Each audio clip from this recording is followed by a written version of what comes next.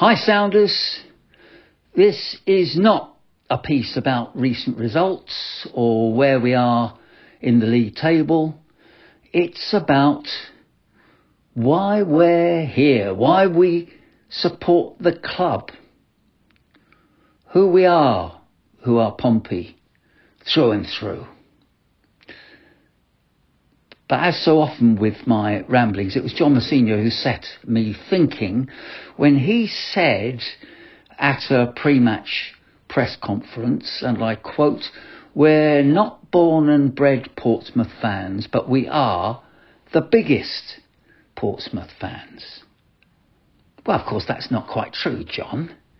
There are a lot of fans who think they are bigger fans than you, but the truth is, we're pleased when you say something like that. You can't live and work so closely to a club and its squad of footballers without growing to care deeply about the club and those footballers. They become an extension of your family, I would imagine. It's a bit like a marriage, Sounders. And sadly, like some marriages, but inevitably in football, it doesn't last forever for the manager and his team. The fact is, managers and coaches come and they go, but while they're with us, we need them to care. John Mousinho wasn't coming out with the usual cliches and platitudes. He never really does that. He was telling us how he felt, how he cared. And that's all really we need to know. He feels the pain when things aren't going right, just like we do. And of that, I have no doubt. So it was a good press conference. He said good things, and it was why we like this manager so much. But there's a difference between us and them, because we have it for life. And I've got two examples of that sort of lifespan feeling about Pompey support that I'd like to bring to you, Sounders. Both came up this week. The first is that my great friend, Tom Boyd, my mate in charge of Pompey Sound HQ, got an email this week from Missoula, Montana, in the United States, via, as far as I could see, Los Angeles. Slightly complicated, but anyway, it seems there's a fan. He now lives in Los Angeles, but comes from Missoula, Montana, and yeah, he's a Pompey fan. A football fan, like you and me, except he got into footy via the Fox Soccer Channel when he was 17. But apart from that, he's just like us, because he fell for Pompey in the 2005-06 season.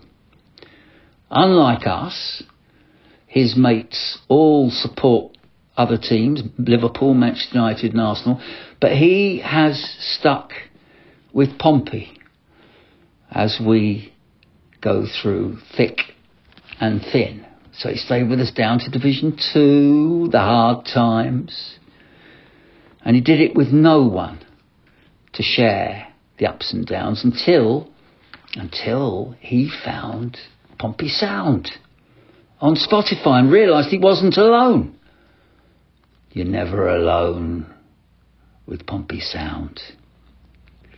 He actually wrote to Tom saying, as someone, I quote him now, as someone who has never met another Portsmouth fan in person, Pompey Sound has felt like a long-lost friend. It's comforting to know I'm not alone, that there are others out there who love Pompey. Dylan Torcoletti, for that is his name. Dylan Torcoletti. Let me tell you, mate, there are hundreds of thousands who share your love. And you are not alone, Dylan Torcoletti. Sounds, I don't care how many people listen to my ramblings. I'd share my affection for our great club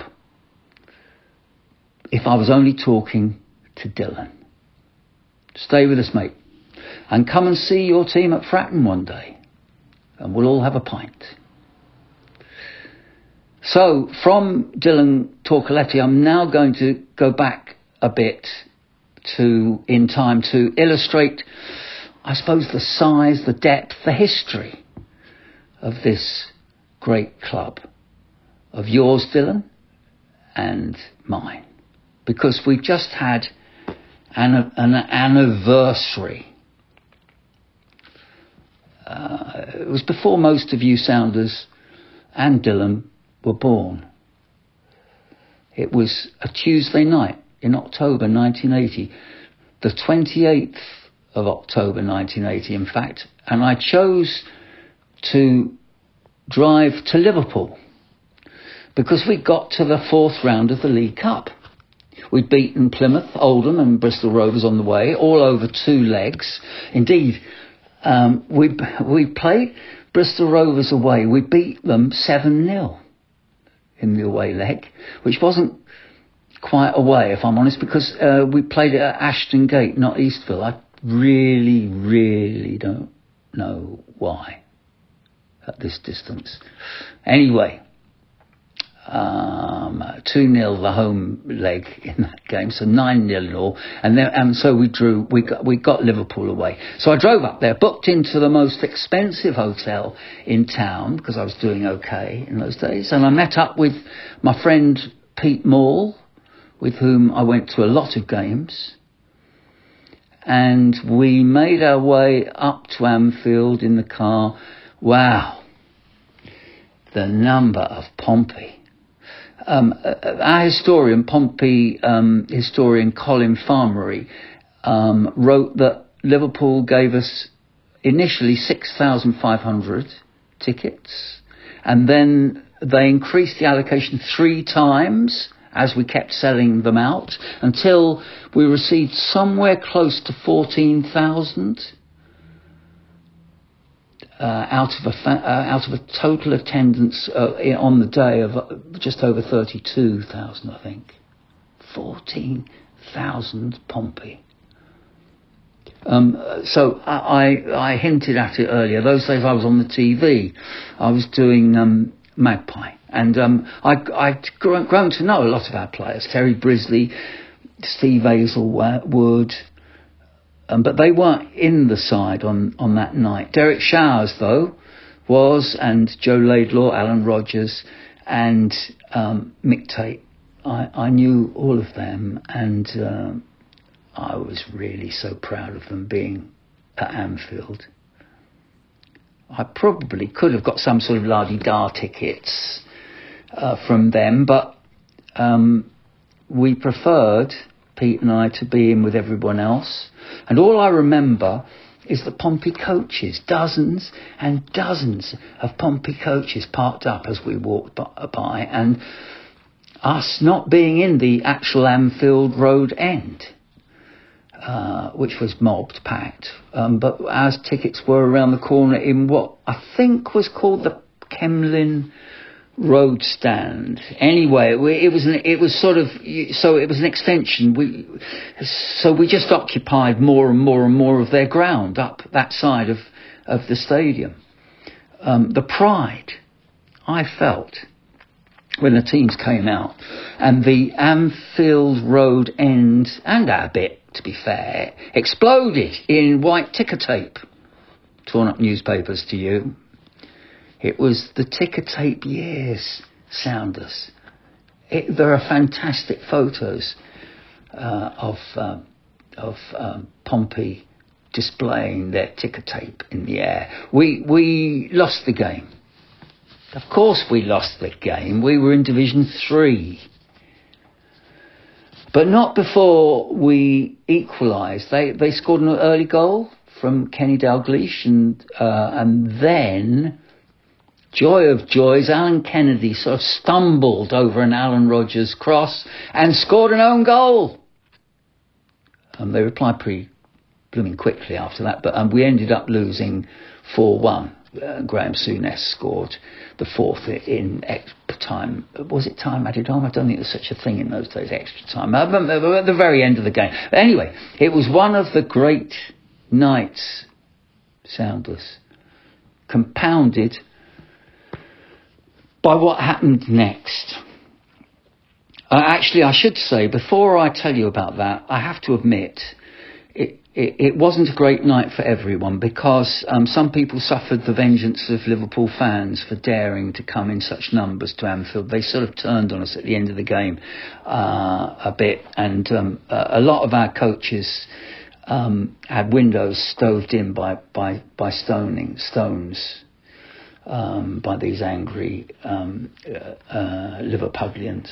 But of course I wasn't aware of that at the time. I just mention it now only because I'm sure one or two of you will have experienced that, and that wouldn't have been quite the fun that I had and was having. But I didn't know about it, and I needed a drink. So Pete and I headed off back into the bar in town of our fancy big hotel. It may have been the Adelphi, but I think it was another one in the town centre. But I'm almost certain it was a post house. Anyway, in their bar, sort of 3 or 4 floors up, there was a big plush bar, and we lodged in there and had a pint, and I couldn't believe it. In through the doors came Graham Souness and his mate Kenny Dalglish for a late night digestif. As I sit here now and tell you this, I swear it's the truth. And I went over, buoyed by a pint by then, and in my blue and white scarf, and I introduced myself, and it was a relief. They knew that I was on Magpie. It was all great, and we talked about the game. Actually, they were just sort of very kind about the game, but we talked quite a lot about the crowd, because it was an amazement to them that so many had travelled from the south coast, and it made me again very proud. And they were charming, smiling, successful young blokes. And I may have got their autographs, and I may have done, Sounders, one for them, for their kids. Although Kelly Dalglish was a bit young, I suspect. But that's all a bit vague. But it's a memory, Sounders, and it's not surprising. It's a bit vague. It's 45 years, almost to the day ago. But it was one of those many historical days of Pompey football. There have been a lot of them, and there'll be a lot more. And that's why we're so proud of our club, and why it will be Portsmouth till we die, which hopefully won't be for a long time, Sounders. Play up, Pompey.